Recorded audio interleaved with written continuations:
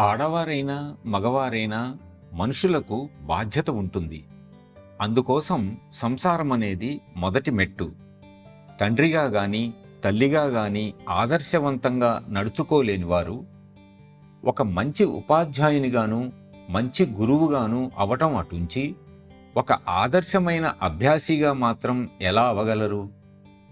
అందువలనే సహజ మార్గ సాధకులకు సాంసారిక జీవనం చాలా ముఖ్యం.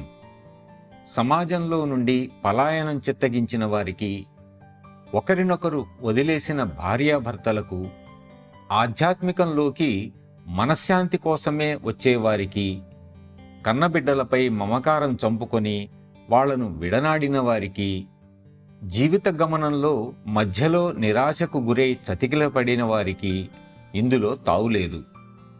అవును, నేను నా కుటుంబాన్ని చక్కగా పోషించాను అని చెప్పగల ఆత్మస్థైర్యం ఉన్నవాళ్లకే ఈ సహజ మార్గం.